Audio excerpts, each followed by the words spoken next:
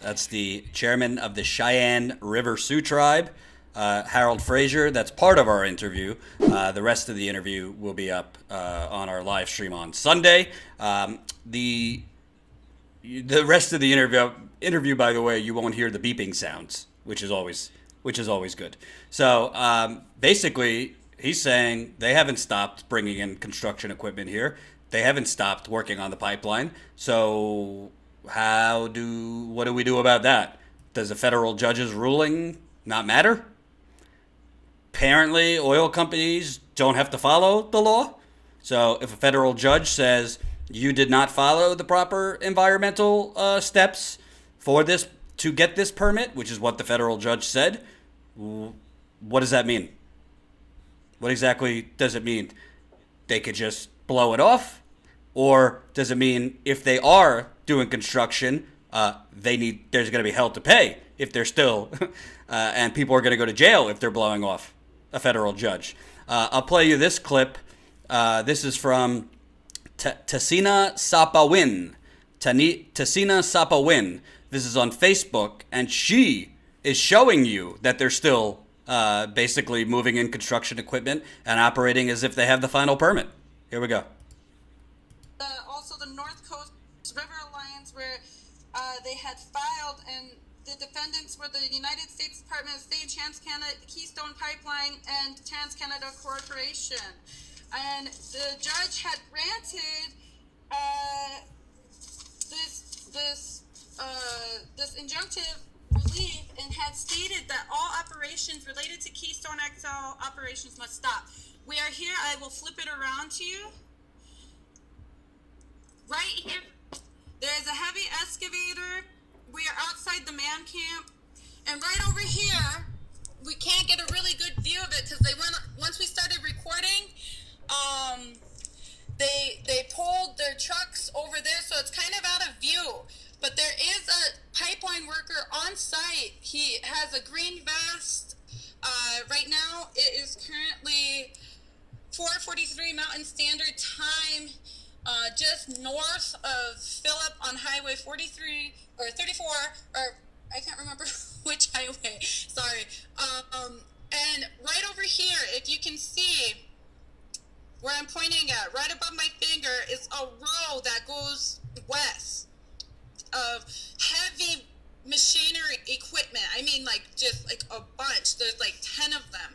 There's bulldozers. There's what looks to be like I can't really tell. We can't get in there because currently they have now posted keep out private property signs just right here and right here. But they have not halted construction, or they have not halted any operations regarding Keystone XL pipeline. Let me try to get out here. Get a good view of it.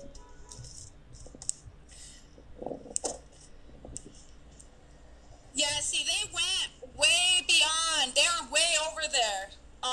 Just past the way here. There's a big old fence here, and their gate is open right there. You can see the gate. The gate is open. They are in there, and once we pulled up and we started recording, they went into the gate with their truck, and then once they went into the gate with their truck, they turned this way and they followed it on out over here. So they're in back here. What do you call it? A pipeline truck. One of those white vehicles that they like to drive around. It's one of their work trucks, and there was about 2 more other vehicles, but once they saw us, they cleared out of the way. They went beyond the horizon here, and we lost sight of them. We drove on down this way to see if we could get a good shot of them, but we failed to do so. Just over the ridge here, you can kind of see it. It's the top of a trailer, a semi-truck trailer. But let me try to get more over here. See, here's I wish my phone was better. Here is the row of heavy machinery that they just brought in.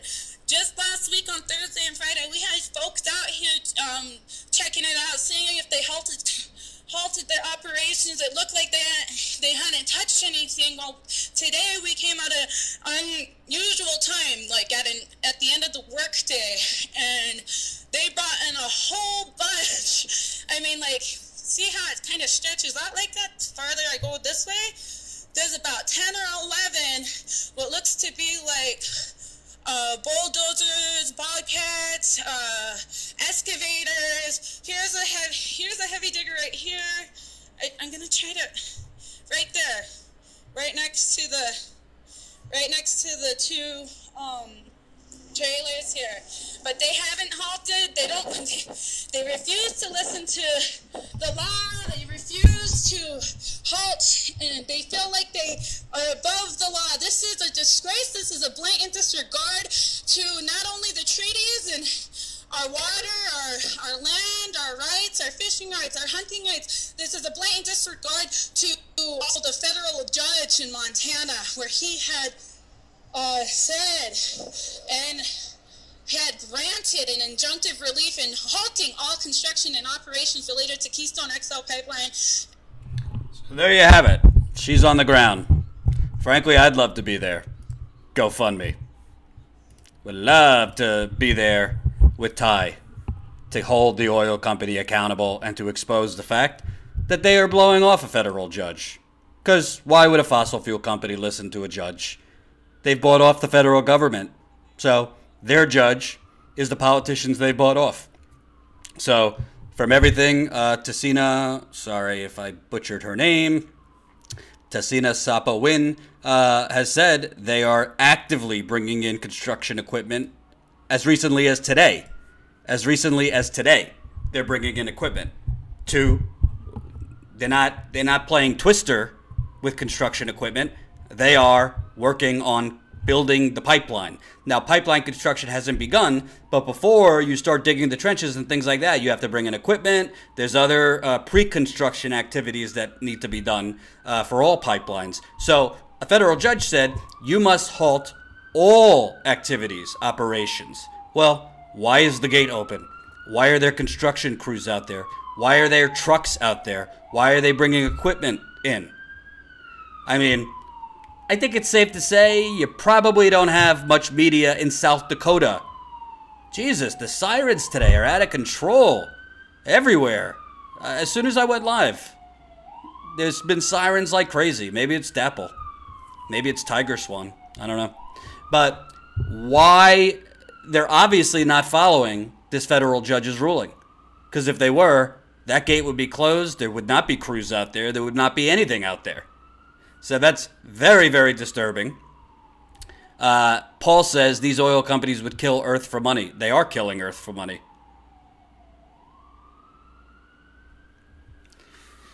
So I'll play the rest of that interview with Chairman Fraser on Sunday during my marathon live stream. Covert White Rabbit says they know eventually the appeals will reach a Republican-appointed stooge who will rule in their favor. No point in stopping. Yeah, you have a point. See, these oil companies, like, what are they going to pay? Like $100 million fine? If that, that's pennies to them compared to the billions and billions of dollars they're making off of these pipelines, off of the carcass, off of our carcass, off of the Native Americans' land.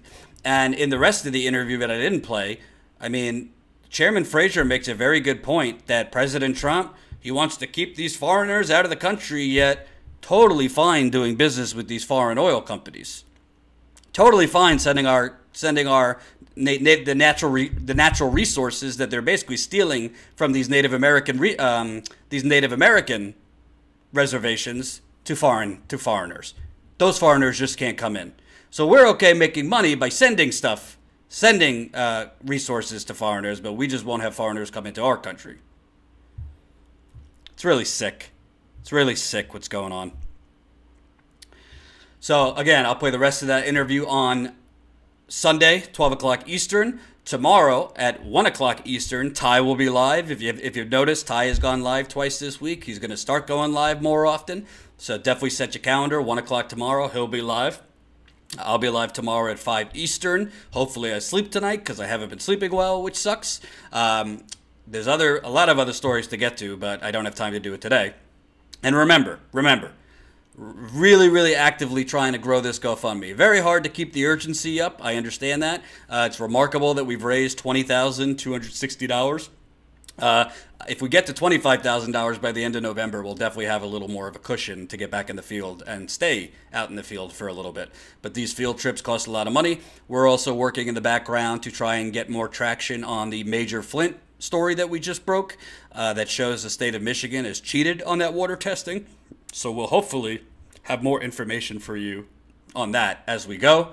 And again, if you can contribute, if you can't, definitely share this GoFundMe to as many people as you can. And also on Sunday, I want to do a much expanded Q&A. So Sunday, when we do the Super Chat Sunday Marathon, I'd like to do Q&A with you for as long as you'd like. Ask me questions, comments, concerns. Bring your story ideas, because we definitely need story ideas. As I always tell the audience, we get a lot of I get a lot of the stories I cover from you, the audience, because I don't know what's going on in your neck of the woods. I'm not there. So definitely keep sending. And to those of you who have been emailing me and then follow up with me that you're emailing me, I see your emails, but I get a lot of emails, and I have a lot of stuff I go through, so I'm not ignoring you. Can't get to every single story you send, but I'll do my darndest. So thank you for watching, and as always, most people are not lacking compassion in this country. Most people have no fucking idea what the hell's going on. Peace.